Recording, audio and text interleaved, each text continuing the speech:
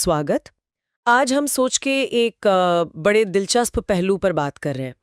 कभी ऐसा लगा है कि आपके बहुत से विचार शायद आपके अपने हैं ही नहीं, कहीं और से आए हैं?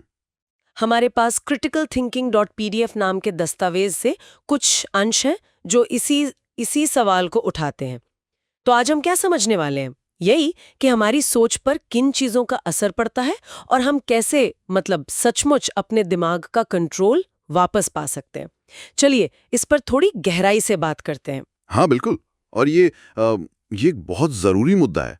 ये जो स्रोत है ये बताता है कि जन्म से ही स्कूल, मीडिया, हमारा समाज, ये सब मिलकर हमें एक तरह से ढालते हैं। अच्छा? हाँ, हमें लगता है हम खुद सोच रहे हैं, पर असल में हम अनजाने में सिखाई गई बातें ही दोहरा रहे होते हैं कई बार। ओह अच्छा, तो ये एक तरह का कोई अदृश्य ढांचा है? स्रोत में एक दिमागी जाल का जिक्र है। क्या मतलब है इसका? क्या हम अपने ही विचारों में फंस जाते हैं? बिल्कुल। दिमागी जाल हमारा मन हमें यकीन दिलाता है कि जो हम सोच रहे हैं वो सच है, सिर्फ इसलिए कि वो हमारा विचार है। हाँ बिल्कुल। और ये जाल बनता है हमारे अपने पूर्वाग्रहों से, हमारे अहंकार से। ये हमें खुद पर सवाल करने से रोकता है। और ये सिर्फ व्यक्तिगत चीज नहीं है, भाई, तो फिर? ये सामाजिक कंडीशनिंग भी है। देखो, हमारे मूल्य, हमारे विश्वास, यहाँ तक कि कामयाबी का मतलब क्या है हमारे लिए, ये सब हमारे आसपास के माहौल, हमारी संस्कृति, हमारी शिक्षा पर बहुत निर्भर करता है। हाँ, ये बात तो है। दस्तावेज में इशारा भी है कि अगर हम किसी और माहौल में पले बड़े होते तो शायद हमारी सोच, हमारे मूल्य बिल्कुल अलग होते। हाँ। इसी को वो कहते हैं स्वतंत्र सोच का भ्रम। स्वतंत्र सोच का भ्रम, ये तो सच में सोचने वाली बात है। और स्रोत में ये भी कहा गया है कि हमारा दिमाग थोड़ा आलसी होता है, शॉर्टकट लेता है। हाँ हाँ बिल्कुल। दिमाग पर ज्यादा मेहनत करना पसंद नहीं, इसीलिए हम झट से किसी नतीजे पर पहुंच जाते हैं, या जो पहली आसान सी व्याख्या मिलती है उसे मान लेते हैं। बिना ज्यादा सोचे समझे। हाँ, बिना ज्यादा गहराई में जाए। अपनी सोच को बदलना थोड़ा थकाऊ लगता है ना, तो हम पुरानी सोच ही पकड़े रहते हैं। तो अगर दिमाग शॉर्टकट लेता है, हाँ। आलसी है, तो इसका मतलब उसे बहकाना भी आसान होगा। एकदम सही पकड़ा। और यहीं पर हम बाहरी असर के लिए ज्यादा वल्नरेबल हो जाते हैं। स्रोत में कॉग्निटिव ईज का जिक्र है, संज्ञानात्मक सहजता।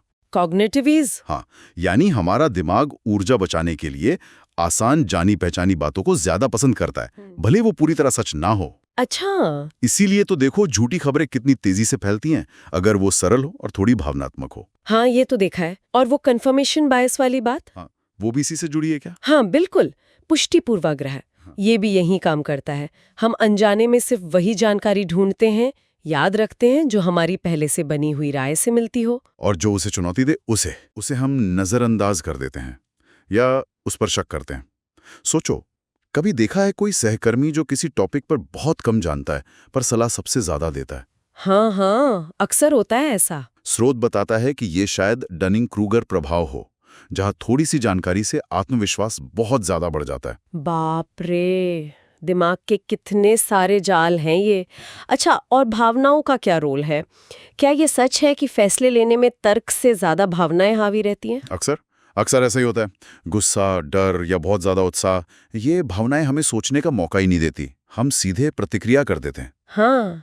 हम सबने कभी ना कभी गुस्से में कुछ ऐसा कहा या किया होगा जिसका बाद में पछतावा हुआ हो, है ना? बिल्कुल हुआ है। वो इसलिए होता है क्योंकि भावनाएं तर्क से ज्यादा तेज काम करती हैं। वो दिमाग के पुराने हिस्से से आती हैं।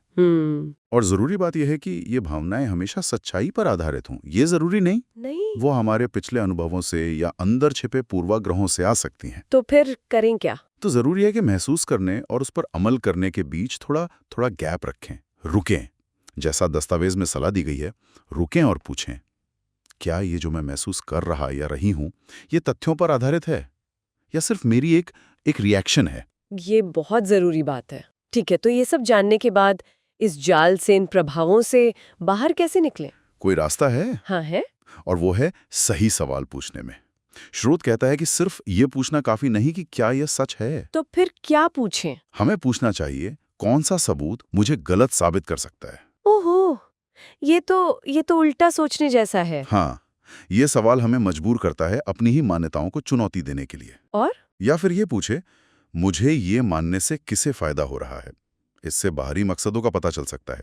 एक और बहुत ताकतवर सवाल है, मुझे ये कैसे पता है? मुझे ये कैसे पता है? हाँ। क्या मैंने ये सिर्फ कहीं सुना है या मैंने वाकई उसकी पड़ताल की है? ये हमें सुनी सुनाई बातों पर यकीन करने से रोकता है। और अपने विश्वासों की जड़ तक जाने में मदद करता है। और वो इको चेम्बर तोड़ने वाली बात भी थी। हाँ बिल्कुल। अपने इको चेम्बर से बाहर निकलना, मतलब विचारों के बुलबुले से। ऐसी जानकारी, ऐसे विचारों से भी रूबरू होना जो हमारी सोच से अलग हों, जो उसे चुनौती दें। इससे सोच कमजोर नहीं होगी? नहीं, बिल्कुल नहीं। इससे हमारी सोच और मजबूत होती है, ज्यादा संतुलित होती है। तो कुल मिलाकर इन अंशों से ये समझ में आ रहा है कि आलोचनात्मक सोच सिर्फ कोई किताबी चीज नहीं है, बल्कि ये अपनी सोच को आजाद रखने और चीजों को साफ तौर पर देख पाने का एक बहुत जरूरी औजार है। सही कहा। जानकारी को बस मान लेने के बजाय उस पर सवाल करना, उसका विश्लेषण करना। बिल्कुल। ये हमें बाहरी प्रभावों को पहचानने में मदद करता है, अपने पूर्वाग्रहों को समझने में मदद करता है, और फिर हम बेहतर, ज्यादा तर्क वाले फैसले ले पाते हैं। जैसा श्रोत इशारा करता है, ये सिर्फ जानना काफी नहीं है, इस समझ को रोजमर्रा की जिंदगी में अमल में लाना जरूरी है। और जाते जाते एक सवाल सबके सोचने के लिए छोड़ जाते हैं।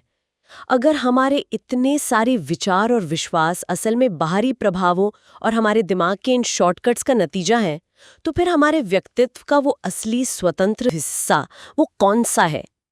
इस पर जरूर सोचिएगा।